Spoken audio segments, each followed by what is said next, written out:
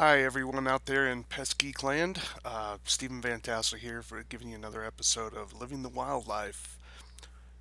Don't have any sponsors today, so if you're interested in being a sponsor of the Pesky Podcast, Living the Wildlife Edition, please give me a ring at wildlifecontrolconsultant at gmail.com. That's wildlifecontrolconsultant at gmail.com.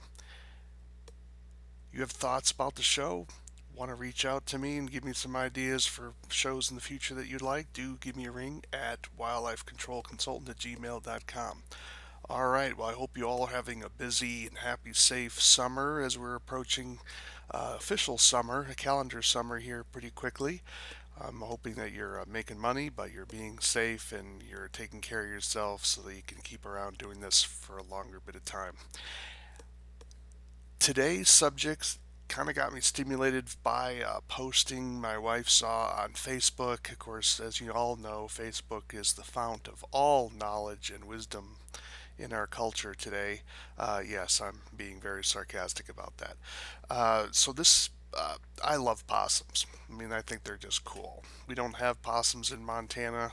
They haven't reached this far north yet. Uh, be tough living for them here in Montana to be sure, but I've certainly caught possums when I was back in Massachusetts. They're a pretty cool animal. I call them a four-wheel drive trash can. So I just like them. But sometimes when people like something, they tend to say things that make them look better than they actually are. And one of the things that was mentioned about possums that let me just get that right off the bat, and that is that possums don't catch rabies. Let me be abundantly clear about this so that there's no confusion among you in Pesky Clan. Possums can contract rabies. Full stop, period. There's just no doubt about that. Okay, so let me be clear. We're not talking about experimental infection where laboratory technicians are injecting the virus into them and seeing if they can contract it. I'm not just saying that they can contract the disease. I'm saying something more than that. Not just me. I'm basically reporting the information that's out on the literature. Possums can and do contract rabies in nature. Now, does that mean they are a common vector of rabies in nature? No. Part of that is their personality. They're just not that typically an aggressive animal, so it would be unlikely for many people to encounter a rabid possum. That's just not part of their personality. Whereas people are more likely to be encounter a skunk or a raccoon. But so there's a behavioral element, but there's also a biological element. Possums, it is believed, because of their low body temperature, are not good hosts for replication of the virus in their bodies. That being said, possums can and do contract rabies, and that has been demonstrated in laboratory settings. Let me pull up a document here just so that you have an idea of what I'm talking about here.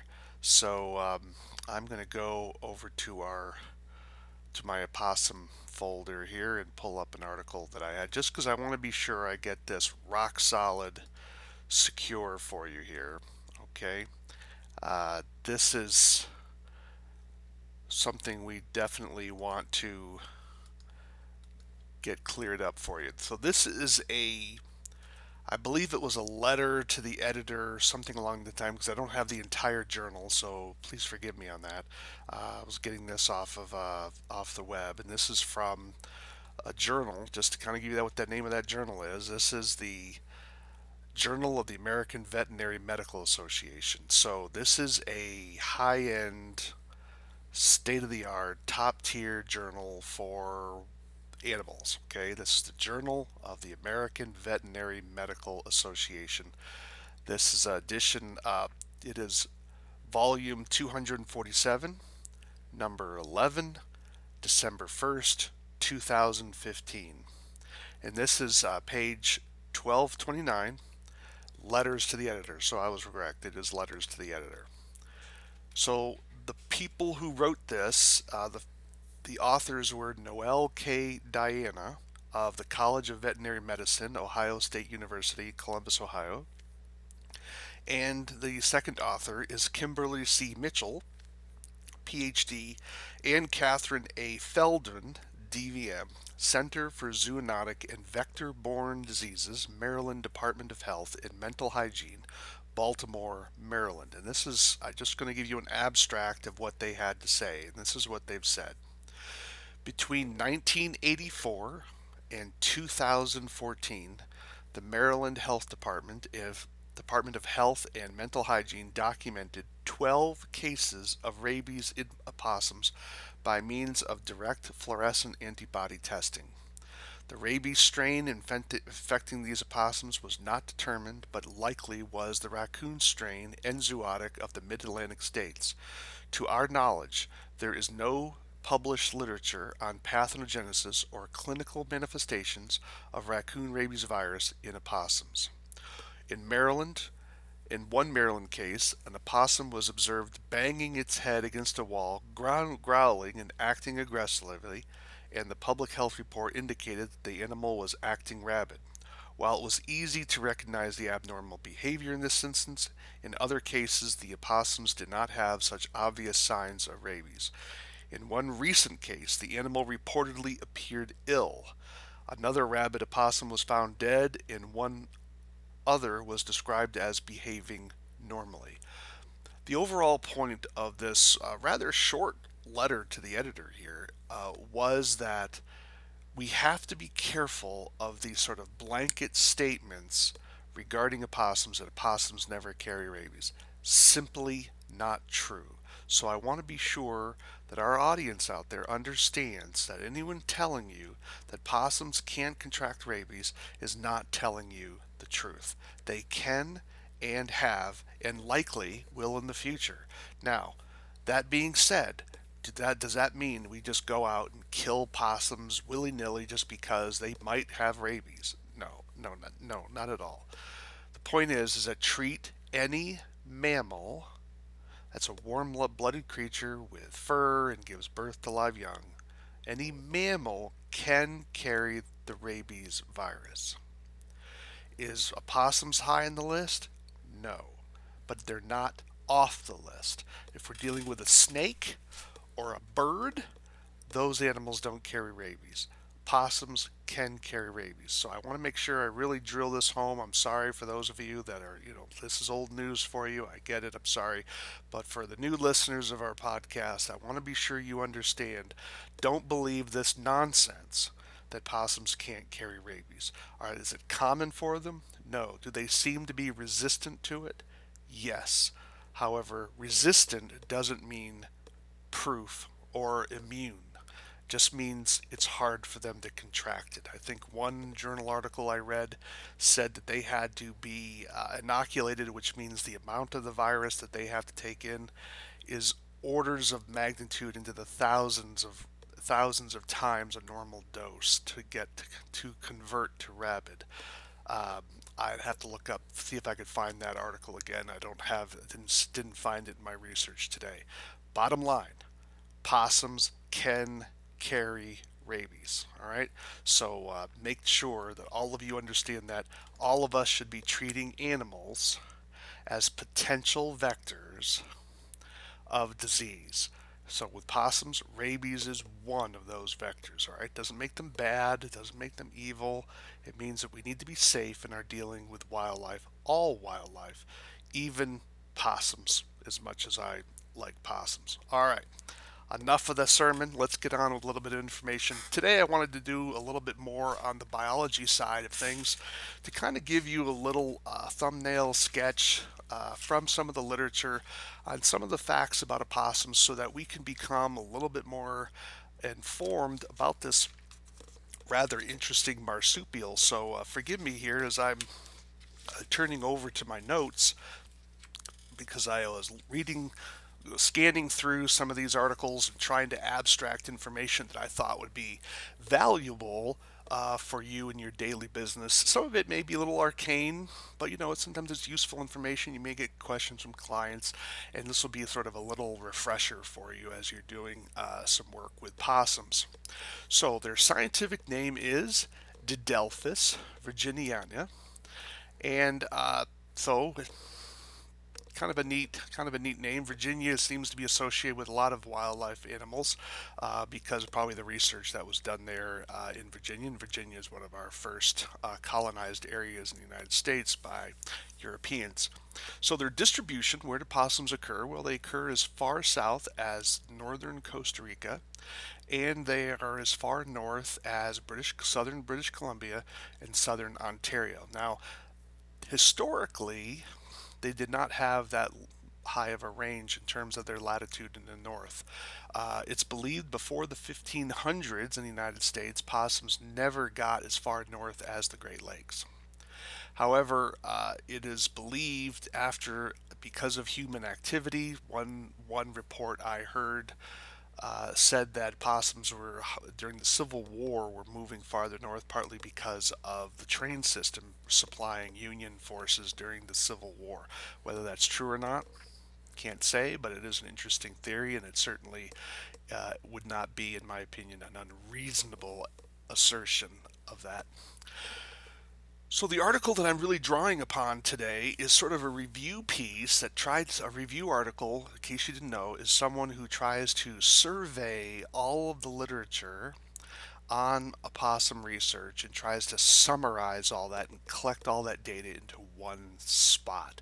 So you may have a study done on opossums in Georgia, and another study on opossums in Illinois, and this individual will come along and read those articles and then try to synthesize what's common in those articles and what's different to try to have an overall picture of this organism we call opossums. So this one was done by a man named Gardner, Gardner, and he published in 1982. So a little old, but I doubt possums have changed that much in 40 years or so. Okay, so again, he points out their distribution. Now, what is their description? How are we going to describe this particular animal? Well, males are larger than females, and opossums grow throughout their life, so they never stop getting larger and larger over time. If they stop growing, they're dead. The total length, now you'll recall what we mean, what biologists, not we mean, what biologists mean by total length is the distance from the tip of the nose to the tip of the tail. And so the total distance is actually for males an average, and this is Pennsylvania possums now, possums from Pennsylvania, 30.7 inches or 29.7 inches for a female. So a male can be on average about an inch longer than a female. The animals tend to get smaller in size as you go farther south, which makes sense because there's that principle in biology that the farther north you go, the colder regions you go, the bigger the animal has to be in order to have a chance of surviving. Average weight for the more northerly possums tends to be 12 to 14 pounds. Again, we're talking about mature adults, full-on adults. Newborns for possums tend to be 14 millimeters long. That's really, really tiny, and have a birth weight of 0.13 grams, which is amazing. At weaning, in other words, when the young stop eating milk, at weaning, the body length, this is the head and body length, which does not include the tail, okay? Head and body length of a newborn is about 8 inches. So it shows you how tiny they are. And they'll weigh about 5.6 ounces, not even half a pound. So, but they're adorable at that age. Females have an external fur-lined pouch where the young will nurse, and they can have anywhere from 9 to 17 teats. So, which is kind of weird. You'd think there'd be a standardized number, but that's not true with these animals. They can have females can have 9 to 17 teats. So, how many young can a female have? Well, that depends on how how many young make it to her pouch. Because remember, when they give birth, the young leave the birth canal and have to travel to get to the pouch. And if they make it, then they're good. They're going to at least get the nourishment of the milk. If they don't make it, let's say they fall off or something happens, they get distracted, they don't find the pouch, and they freeze to death before they get there, then obviously. So there's actually two issues. The young have to first make it to the pouch, and if they do, there has to be a teat available for them. So if they can't find a teat, they starve to death. So it's probably good not to be an opossum. It's a pretty tough life. I had one biologist told me once. Someone asked him what was the average lifespan of a possum. He says, well, the average lifespan of a possum is dead. So the point is that 50% of the time possums die before they even reach some level of maturity. So it's tough being an opossum.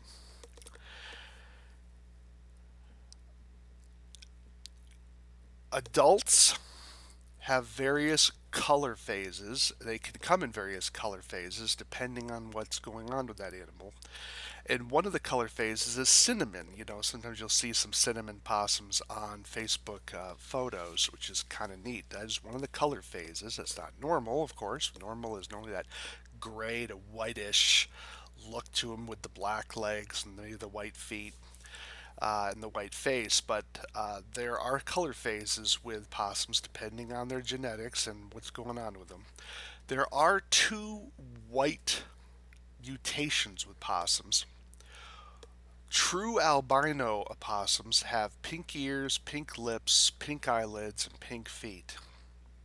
And I believe they'll also have pink eyes. Now, here's another word. This is something I learned in some of my reading today, and that's albinatic. And that is a possum that's white but not albino. Okay, that animal will have what they call white fur, like a normal albino will. It's rather gray. It's white, but they'll have black eyes, black ears, black eyelids. Those will all be pigmented, whereas the true albino will have everything else pink and still the white fur. So that's how you're going to tell the difference between an albino opossum, a true albino, versus an albinatic possum. So you learned a new term today, just like I did in my reading today. So what about their physiology? Let's learn a little bit about their physiology. Remember I talked about how it's believed that their body temperature is a little bit too low to really be a good harborer of rabies. Doesn't mean they can have rabies. We learned that. That's not true. But their average temperature is 35.75 degrees centigrade. And they begin to show heat stress. This is important when you're trapping. They show heat stress when the ambient air temperature is 30 degrees centigrade. And if you don't know what that is in Fahrenheit, it is 86 degrees Fahrenheit. So if you're trapping and it starts the daily temperature is getting above 86 degrees, understand that raccoons are going to be stressed in that environment, particularly if they're exposed to sun or with box straps. You want to keep that in mind. Make sure you're watching the shading of your animals that way. Reproduction tends to occur between January and November. There have been the earliest recorded conception for possums was actually in mid-December. Gestation for the young, in other words, how long the female is pregnant before the young are born, is 13 days. And when she's about ready to give birth, she'll sit on her haunches and curve her body over. Okay, so here's her feet, and she'll curve over. That gives, so as the young are leaving her birth canal, they have a shorter distance to her pouch. And then they will climb to her pouch, and so she'll begin licking her vulva during this time as well. Litter sizes, we've already explained that there's some variation in terms of litter sizes because the young have to make it to the pouch, and there has to be a nipple for them. So there's two ways that they can die that way. So possums can have anywhere from 15 to 16 young, although it's believed that 7 to 10 are a normal size litter. So the reproductive capacity is quite high. How many times a year do they breed? Well, in terms of North America, or maybe I should say America, They can breed up to twice a year. They believe that many only breed once a year, in terms of the females giving birth once a year, but they can have 2 litters a year. So you got to keep that in the back of your mind. When do they get sexually mature? Well, it's believed that females can get sexually mature within 6 months. That would be very, very fast. And males would be sexually mature in about 8.5 months. So, how do you know how old the young are when you encounter them? So, here are some key. The article had an enormous number of stages of development of young. Because remember, unlike other animals, they're in that pouch and are often exposed, and you can see them if you look to. Well, in day 37, the young will cry when handled. On days 55 through 68, their mouth will open. On days 58 through 72, their eyes will open. On day 70, they become conspicuously furry, is how the article described it. On days 70 to 85, the young will leave the den with their mother, in the mother's pouch, however. And on day 87, weaning begins at that particular point. So pretty long gestation period here, almost 3 months. Not gestation, a development period. That's for them to get weaned. In terms of the ecology, where do opossums like to live? Well, they prefer deciduous forests. Those are trees that have where the leaves fall off, with streams. However, they can live pretty much anywhere. And as you know, as wildlife control operators and PCOs, you know that wherever people are, you'll often find possums, provided it's not too hot and it's not too cold. Right? So they don't seem to like deserts, of course, and they don't like really cold areas like here in Montana, where things can get very, very cold, because they will suffer frostbite. Okay? So they're not as well furred as other animals are. Where do they den? Well, dens can in places like tree crevices, culverts, haystacks, tangled vines, crow and tree squirrel nests. Holes dug by turtles, skunks, and woodchucks will also be occupied. What is their home range? Well, they're not territorial, so they just seem to move along and kind of hang out wherever they're hanging out. So they're not. We don't really have good definitions of what their home range would be. Uh, Larger possums tend to den only when temperatures get below between 12.2 to -4 degrees Fahrenheit. And again, -4 degrees Fahrenheit, that's pretty cold. Smaller opossums, those are less than 4 kilograms. Now remember, a kilogram is 2.2 pounds, so 4 kilograms would be almost close to 10 pounds. Possums less than 10 pounds tended to den if the ambient air temperature was below freezing. That's 32 degrees. So if you're a smaller opossum, you are going to not be as mobile during colder weather as you were if you're a larger opossum. So, as a rule of thumb, if you're getting temperatures down to 0 Fahrenheit, possums are really not going to be spending a lot of time outside their den. So, how you're going to capture that, unless you're putting that trap right over the hole, it's going to be quite difficult, because there's not going to be a lot of movement at that time.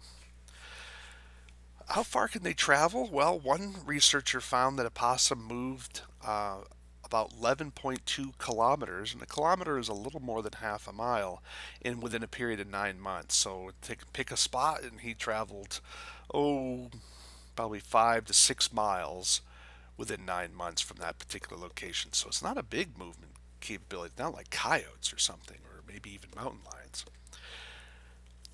Where do possums, who do they live with when they're denning? Well, possums have been found cohabitating with other animals, which is even animals that they prey upon, which is kind of strange.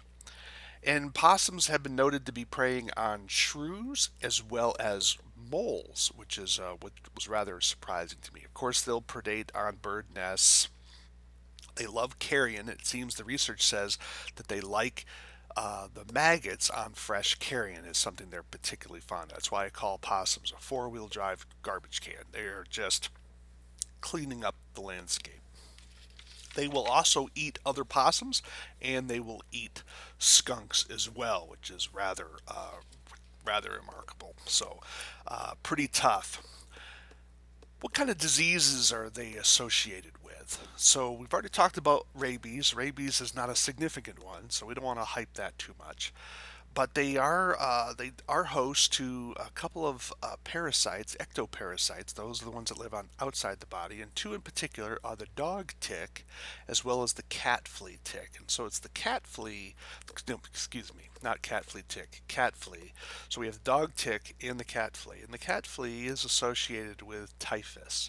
So in more southerly locations, I haven't heard of any instances of typhus occurring in more northerly ones. The one I'm referring to was an outbreak that occurred in Texas that was associated with possums, I believe.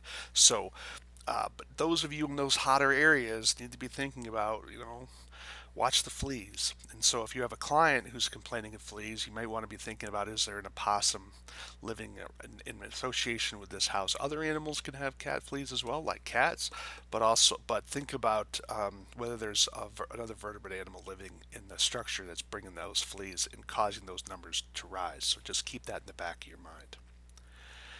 They seem, ironically, possums seem to be resistant to the mite that causes sarcoptic mange. So that was rather interesting. I'd like to see if there was any continuing research on that to see if that remained to be true. In terms of their foraging behavior, I've already highlighted this a little bit earlier on in terms of their activity in colder temperatures, but let me give you a little bit more detail on that. It found that at negative 2 degrees centigrade or higher, now remember, 0 centigrade is freezing, 32 degrees, so you're looking at probably around 29, 28 degrees Fahrenheit or higher. Possums tended to spend up to 6 to 9 hours during the night, and some possums obviously more than others.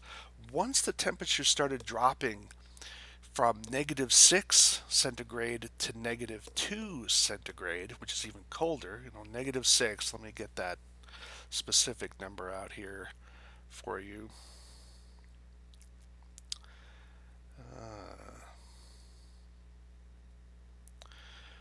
Negative 6 degrees centigrade would be 21.2 degrees Fahrenheit. Then they only spent about 1.5 hours foraging. So again, when you're starting to get to those lower, those 20s, the lower 20s level, possum activity drops off precipitously. And of course, if you're dealing at 0 degrees Fahrenheit, which is freezing of salt water, possums are not going to be doing a whole lot of anything at that time. So keep that in the back of your mind, those of you living in more northern climates. One more disease associated with possums that I wanted to mention, and that is called EPM, which is equine protozoal myeloencephalitis. Let me repeat that again. EPM, equine protozoal myeloencephalitis. This is a very serious disease. It's from a parasite that can be shed in the feces of a possum. And the parasite is called, let me see if I get the name of it right here, Sarcocystis neurona. And it's a parasite that's shed in their feces, and if horses are eating food contaminated with the cysts of this particular parasite, they can ingest this and contract this condition called EPM. So horse owners are particularly nervous about the presence of possums around their horses because it can kill their horse. Again, you can solve this particular problem by either that population and keeping possums away, or doing exclusion tactics and also working with reducing the attraction of the area to possums by exclusion and removing access to food. But it's probably going to take multiple tools and tactics to protect horses over the long term, particularly in areas with high densities of possums. And so keep that in the back of your mind in terms of making sure you're aware that if someone's calling and they have horses and they may not know that, hey, maybe there's possums around. They didn't know there were possums around. Not everyone's up to speed, perhaps, on this. It might be something to keep in the back of your mind. Well, we've covered a lot of material here, and so hope that helps you understand a little bit more about this fascinating creature, this marsupial. It's like the kangaroos, right? They're marsupials. The only marsupial we have in United States and North America. The opossum. And I hope you enjoy this particular animal as much as I do. And make sure you protect your clients, protect yourself, and remember, I want you to live the wildlife, not be the wildlife. So I'm Stephen Vantassel, wildlife control consultant. Hey, would love to hear from you. Do drop me a line at wildlifecontrolconsultant@gmail.com. Would love to hear from you, the good and the bad. Hopefully you'll have some good. Love to get some ideas on how I can help you make more money in your business and save you time and effort so that we can be the professionals the public needs us to be. Thanks for listening. Till next time.